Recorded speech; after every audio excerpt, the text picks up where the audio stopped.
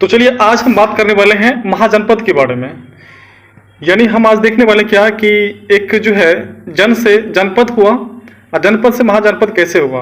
यानी कि हम लोग बात करने वाले हैं कि प्राचीन काल का जो इतिहास है उसमें जो है किस प्रकार से जो ऋग्वैदिक काल में एक लोग जो थे जो छोटे छोटे कबीला में रहते थे, फिर बाद में जो है बस कबीला से जो है उठकर जन बना, जन से जनपद बना और जनपद से महाजनपद बन गया। मतलब एक छोटे क्षेत्र कैसे एक बड़ा राज्य के रूप में परिवर्तित हो जाता है उसके बारे में बात करने वाले हैं। अर्थात यही सब आज पढ़ने वाले कुछ ऐसे क्वेश्चन हैं जो आपको मैप से भी देखना पड़ेगा। ये सब पूरा बताएंगे, आपको घबराने की बात नहीं है, आप खाली वीडियो तो लास्ट तक बने रहिएगा। मतलब बात जो करना है आप इस वीडियो में हम लोग आज चैप्टर में बात करने वाले हैं महाजनपद के बारे में। किसके बारे में? महाजनपद के बारे में। आप लोग वीडियो में बने रहिएगा, बहुत ऐसी चीज आप इसमें आपको नया नया जानकारी मिलेगा। तो कुल महाजनपद की संख्या कितना था? तो 16 महाजनपद की संख्या है। इसकी जानकारी हमें बौद्ध अंगुत्तर निकाय और भगवती सूत्र से मिलता है। अगर इसका हम इतिहास के बारे में बात करें तो इसके इतिहास के बारे में बात करें तो ऋग्वैदिक काल में क्या हुआ था कि एक छोटा जन था जिसको हम कबीला कहते हैं। क्या कहते हैं? जन था, इसको हम लोग कबीला कहेंगे। इस क्षेत्र में इसमें जो है इसमें ये राजा और प्रजा में कोई फर्क नहीं था क्योंकि सब लोग समान रूप से रहते थे और सबके इनकम समान थे, इसलिए राजा और प्रजा में उतना भेदभाव नहीं था, सब आपस में मिलजुल कर रहते थे। इसका कारण यह था, सबसे बड़ी बात क्या है कि इनकम आय स्रोत उतना नहीं था क्योंकि लोग अस्थायी रूप से बसे हुए थे, कहीं यहाँ कहीं वहाँ कहीं वहाँ। मतलब वो एक तरह से कहा जाए तो रैन बसेरा की तरह वो रहते थे, एक जगह पर अस्थिर रूप से नहीं रहते थे। बाद में क्या हुआ कि इसका जो है जो उत्तर वैदिक काल आता है। क्या आता है? उत्तर वैदिक काल। क्योंकि ऋग्वैदिक काल में तो लोग पशुपालन करते थे, तो जहाँ जहाँ पशु का जो है चारा मिलता था वहां पर रहता था, फिर वहां से उठ के कहीं और चले जाते थे, इसलिए जो था तो उतना भेदभाव नहीं था। लेकिन उत्तर वैदिक काल आते आते उत्तर वैदिक काल जो आता है ये सब बता दिया है कि वो ऋग्वैदिक काल जो है 1500 से 1000 ईस्वी पूर्व तक था, या 1000 से आपका 600 ईस्वी पूर्व तक आ जाएगा। मतलब 1000 से 600 ईस्वी पूर्व तक आता है तो क्या हुआ आपको देखना पड़ेगा, एक नई परिवर्तन आया है। मतलब उत्तर वैदिक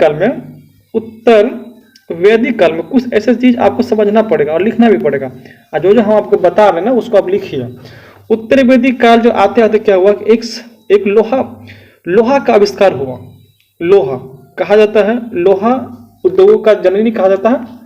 लोहा से ही आप तमाम प्रकार के वस्तुएं बना सकते हैं। खासकर उस समय क्या था कि कृषि का बहुत बड़ा क्या था कि परिवर्तन विकास हुआ, क्योंकि लोहा का आविष्कार होने से जो है उससे लोहा से कई तरह के जो है औजार बनाना शुरू कर दिया गया और लोगों ने अस्थायी रूप से बसना भी शुरू कर दिया गया। लोहा का आविष्कार होने से लोगों ने कृषि को अपना लिया। कृषि को अपनाने से जो है उनके जीवन में बहुत सारे परिवर्तन हुआ। परिवर्तन इतना हुआ कि वो अच्छे तरीका से लोहा के औजारों के माध्यम से खेती करना शुरू कर दिया। जब खेती करना शुरू कर दिया तो उनके पास आय इनकम आने लगे। जब आय इनकम आने लगे तो राजा भी अपने जो टैक्स की मात्रा था उसको बढ़ाना क्या कर दिया, शुरू कर दिया गया।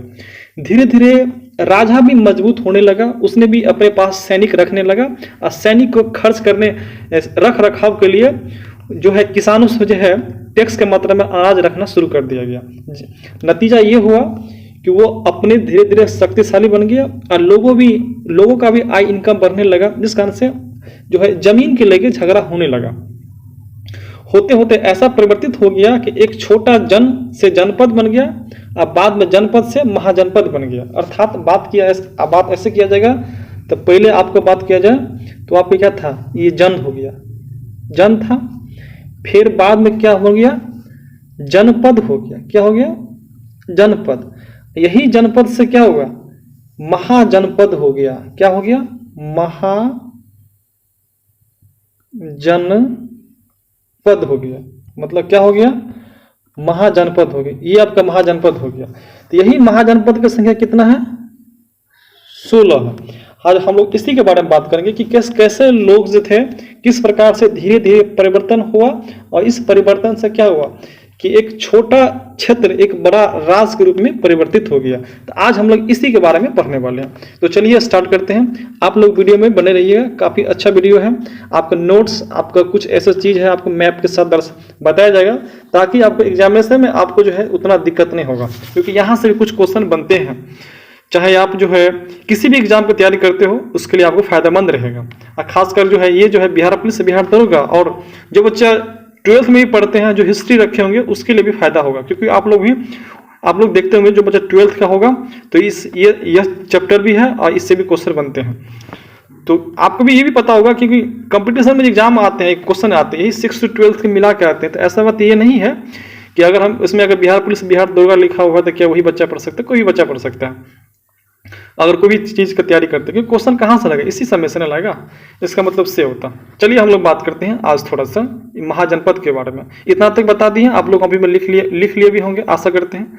चलिए अगर हम बात करें, इसका जो हेडिंग है, जितना सारी चीज़ पता है सब लिखा हुआ। महाजनपद का परिचय, इंट्रोडक्शन। पहले जन था, जन से महाजनपद, जनपद से महाजनपद हो गया। आपको देख लीजिए, चल यहां पर लिखा है, चले महाजनपद का परिचय। लेक्चर 1 इसका रहेगा। लेक्चर 2 में जो आएगा ये 16 महाजनपद के बारे में जो मोस्ट इंपोर्टेंट कीवर्ड्स होगा उसको लेके आएंगे। आज हम बात करेंगे इसके परिचय, इसको जो कैसे ये बना, और जो है इसका संख्या कितनी है, 16, इसका प्लस जो है ये कहाँ पर अभी पॉइंटेड है, इसके बारे में बात करेंगे। तो यही बात है, हम लोग पढ़ते हैं, हम पढ़ते हैं, थोड़ा सुनिए और कुछ पॉइंट को आप लोग लिखिए, क्योंकि लिखने से याद होगा। जैसे हम आपको जो नोट्स बना दिए, ये सब पूरा बात आपको कॉपी में लिखना पड़ेगा, ताकि एग्जामिनेशन में सब्जेक्टिव लिखना हो या ऑब्जेक्टिव में एग्जाम देना हो तो आपको फायदेमंद करेगा। महाजनपद जो है, महाजनपद प्राचीन भारत के ऐसे बड़े संगठित और शक्तिशाली राज्यों को कहा जाता था जिनका लगभग उदय 600 ईसा पूर्व यानी 6ठी शताब्दी में हुआ है।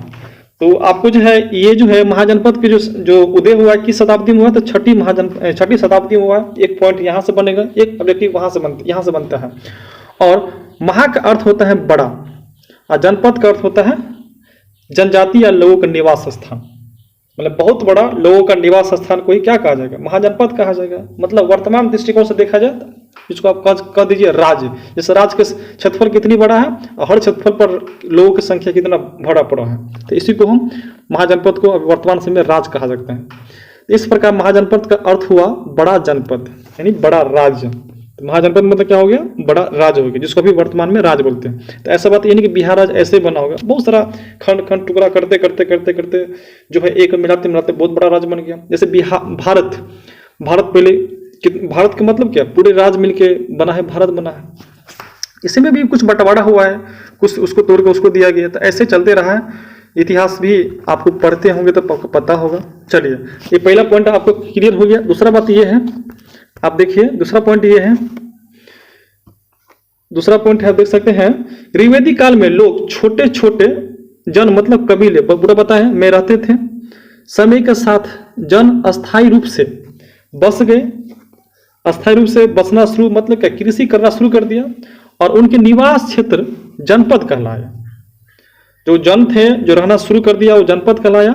और कृषि, व्यापार, नगरों के विकास तथा लोहे के औजारों के व्यापक उपयोग से कुछ जनपद अत्यंत क्या बन गया? शक्तिशाली बन गया। क्या बन गया? शक्तिशाली बन गया। इन्हीं बड़े राज्य को महाजनपद कहा गया। अर्थात जो ऋग्वेदिक काल में जनपद थे, और वही जनपद क्या बन गया? ऋग्वेदिक काल में जन थे, जन मतलब कबीला थे, एक छोटा टुकड़ा था, फिर बाद में अस्थायी रूप से बस गया, उसको क्या कहा जाएगा? जनपद कहा जाएगा। और वही जनपद, कुछ ऐसे जनपद थे जो काफी शक्तिशाली, मजबूत थे, क्योंकि उसमें कृषि, व्यापार, नगरों के विकास, लोहे के औजार से काफी जो है उसने विकास कर लिया, और जिस कारण से क्या बन गया? अधिक शक्तिशाली बन गया। और क्या किया? और कई छोटे छोटे जन को अपने में मिला के क्या बना दिया? महाजनपद बना दिया, यानी बड़े राज्य बना दिया। तो ये दोनों पॉइंट आपका क्लियर हो गया। तो नेक्स्ट पॉइंट के बारे में बात करते हैं। आप लोग भी इसको लिखिएगा, लिख के याद कीजिएगा, अच्छा रहेगा। उसके बाद बड़े राज्य की स्थापना किया गया। उसके बाद नेक्स्ट क्वेश्चन है, नेक्स्ट पॉइंट है कि बौद्ध, इसको जानकारी कहाँ कहाँ से मिलता है? तो बौद्ध ग्रंथ अंगुत्तर निकाय, ये पूछा जाता है क्वेश्चन, ये आपको क्वेश्चन जो है पूछा जाएगा, इसकी जानकारी कहाँ से मिलता है? तो अंगुत्तर निकाय एक होता है भगवती सूत्र। ये दो दो पुस्तक है, मतलब एक होता है अंगुत्तर निकाय और जैन धर्म की भगवती सूत्र। उसमें 16 महाजनपद की उल्लेख किया गया है। इसमें जो आपका मगध है, कौशल है, काशी है, वज्जी संघ, अंग, अवंती, वत्स, कंधार प्रमुख थे। इनमें से मगध क्या थे? सबसे शक्तिशाली थे। एक अब पॉइंट यहाँ से बन सकता है कि 16 महाजनपद के में सबसे ज्यादा शक्तिशाली कौन था? तो मगध था। मगध ही एक ऐसा जनपद था जो लगभग जितने सारे महाजनपद थे सबको किसी न किसी तरीका से वो अपने में राज्य मिला के एक बहुत बड़ा भारत का निर्माण कर दिया गया। शक्तिशाली उभरा और आगे चलकर इस भारत में विशाल साम्राज्य की क्या कर दिया? स्थापना कर दिया। क्या कर दिया? स्थापना कर दिया। तो ये था तीसरा पॉइंट था।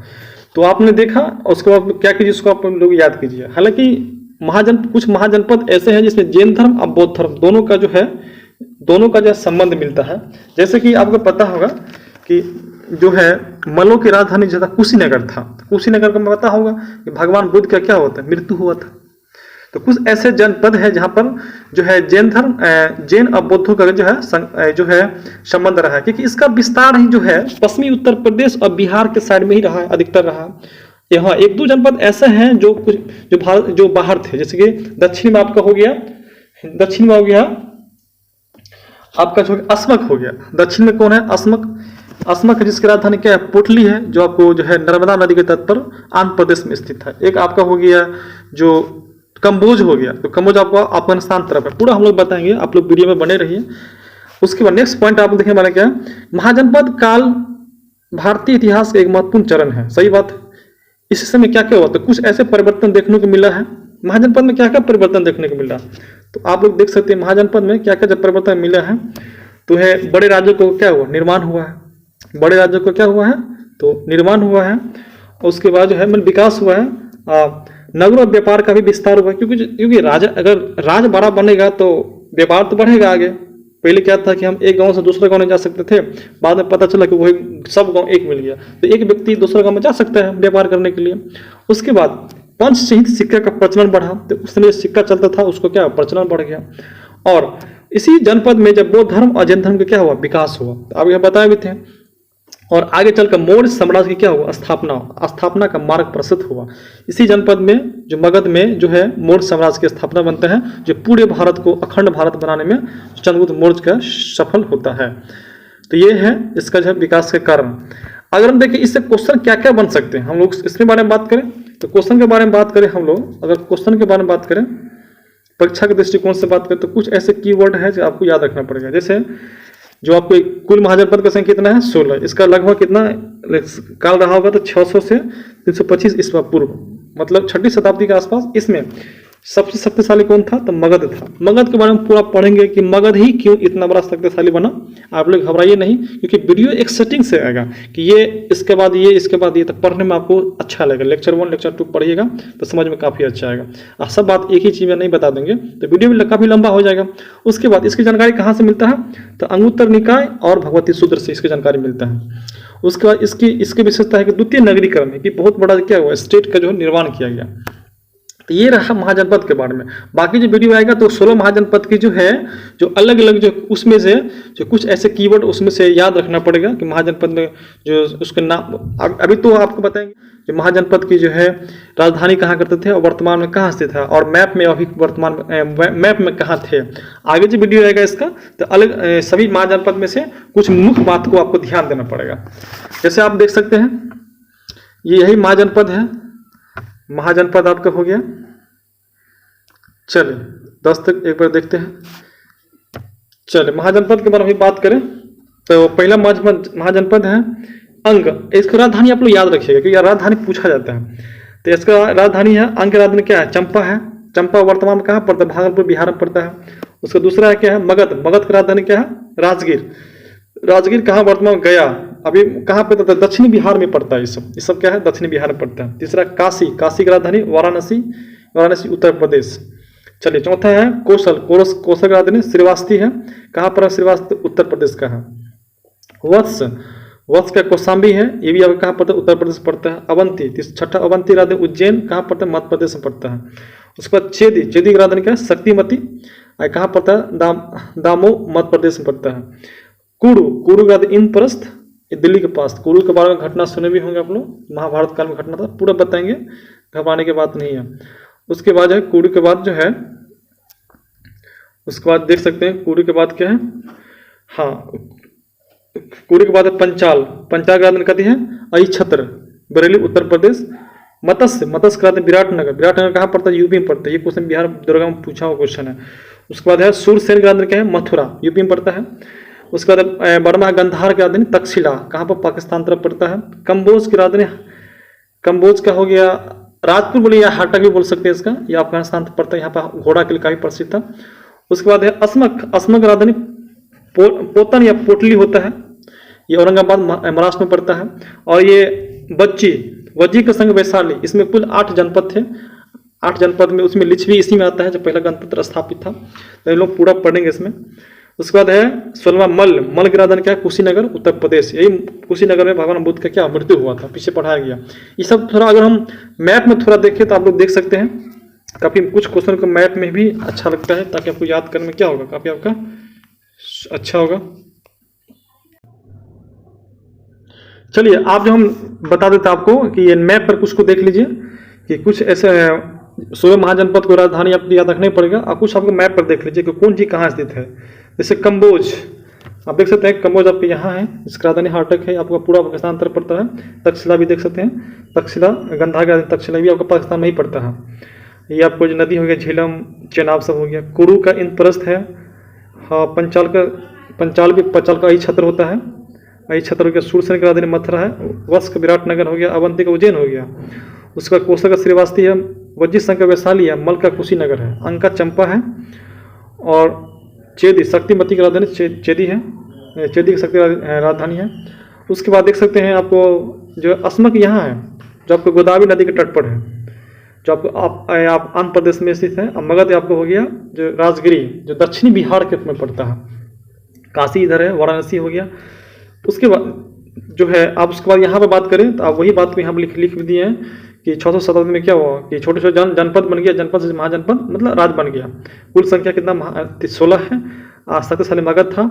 उसके बाद जो है बौद्ध और जैन में इसका उदय कारण इसी साइड में हुआ था। ये जो अधिकतर जो हम बात करते हैं जनपद जो है बिहार और यूपी के साइड में पड़ता है, जिसमें यूपी में ज़्यादा पड़ता है, बिहार में 3 ही है। तो हम लोग जो हम लोग इसके बारे में हम लोग बात करेंगे, जो है कोई दिक्कत नहीं है, हम लोग इसके बारे में पूरा डिटेल बात करेंगे।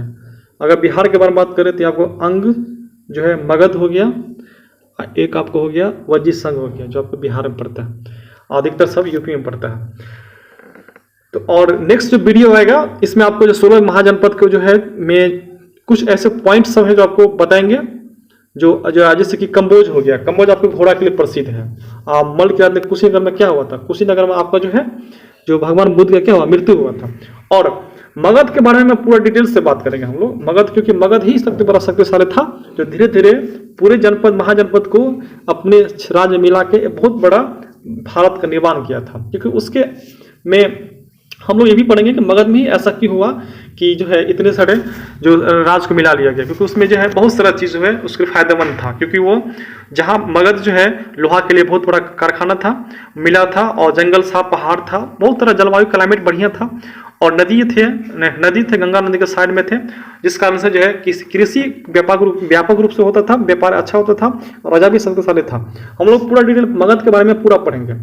तो जो नेक्स्ट जो वीडियो आएगा तो वो महाजनपद में कुछ विशेषताओं के बारे में आएगा। आज हम पढ़े महाजनपद का उदय कैसे जन से जनपद बना, और उसका राजधानी, और उसके बारे में जो है थोड़ा सा विस्तार से पढ़े थे कि जनपद महाजनपद के उदय के कारण पढ़ते थे। तो चलिए वीडियो को समाप्त करते हैं। अगर वीडियो आपके लिए अच्छा लगा तो कृपया हमारे चैनल को लाइक और सब्सक्राइब जरूर करें। धन्यवाद वीडियो देखने के लिए।